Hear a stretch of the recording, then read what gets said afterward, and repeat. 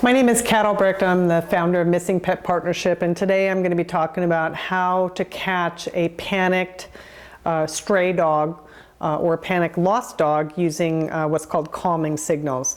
Now, calming signals was actually discovered or brought to light by author Turid Rugas. If you Google calming signals, you'll find her book, her DVD out there, and probably if you go on YouTube, there's other videos out there of different examples of calming signals. The concept of calming signals is that dogs communicate with each other in a language that they use to calm each other down. For example, yawning. When a dog is often stressed, they'll yawn, and you know it's not because they're tired, but it's that they're trying to calm another stressed dog down. There are things that you can and should be doing when you're attempting to catch a dog.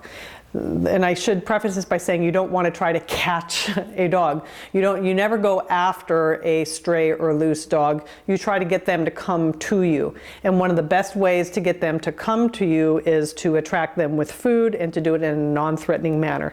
Now, I'm going to stand up and I'm going to show you what a lot of people do when they attempt to catch a dog. Most often they're looking directly at the dog, and they're calling the dog to come to them. Come here, baby, come here, come here.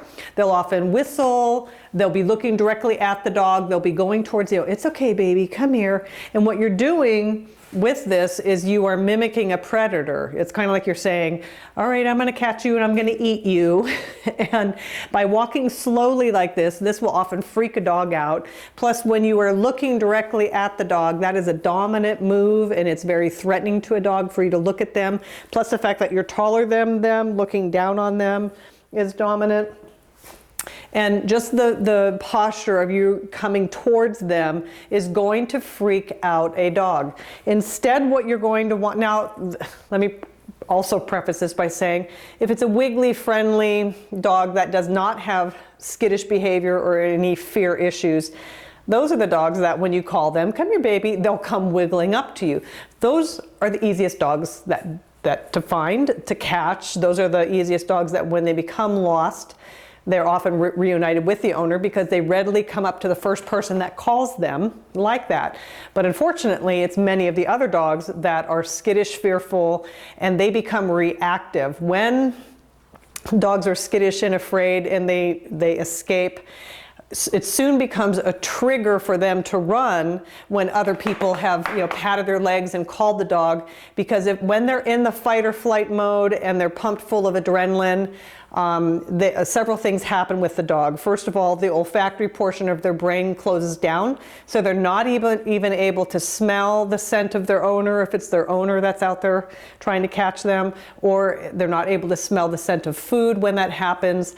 And especially if they're involved in a traumatic incident, like involved in a car accident, or they escape and somebody chases after them, or they're nearly hit by a car, then pretty soon anybody who calls them, whistles, pats their leg, or advances towards them is going to set off that automatic trigger response that they're going to bolt and run. And that's why, this is why many times even their own owner or family member that's out there trying to catch them is that the dog runs from them, because it's not registering in their brain that it is their family. They're just conditioned to bolt and run anytime somebody tries to go after them.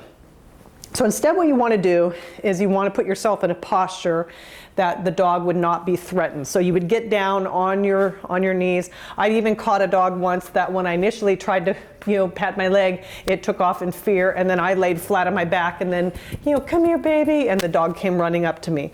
I still now don't recommend the patting.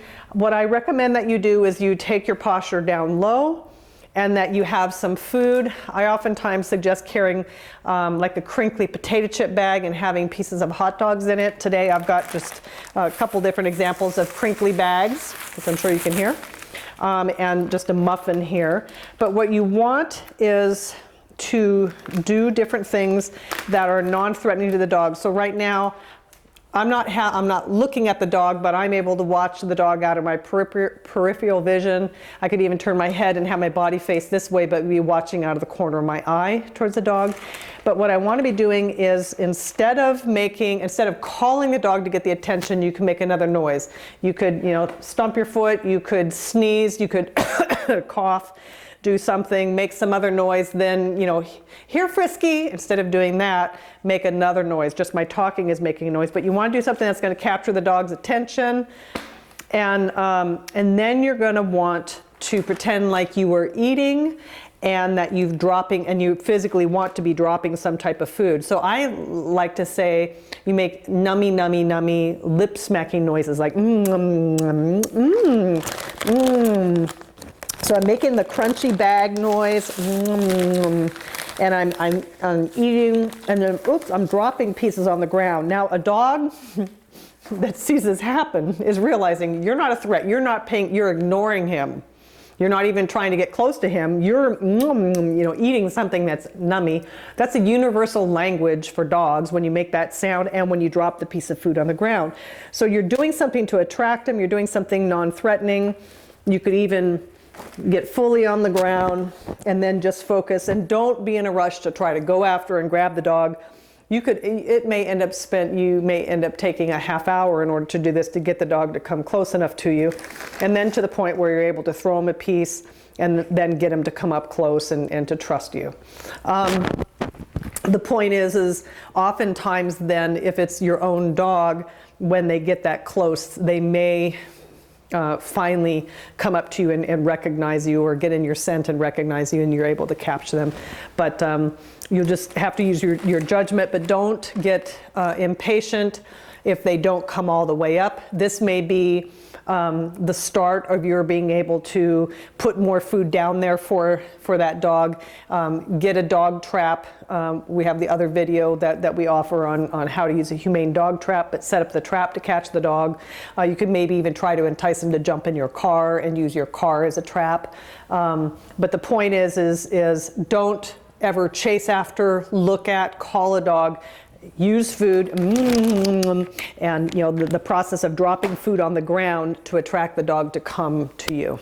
If you want more information on Missing Pet Partnership, we offer the Missing Animal Response training course for pet detectives and groups that are going to be offering lost pet services to recover panicked dogs and cats. You can go to missingpetpartnership.org and click on our training page. Thank you.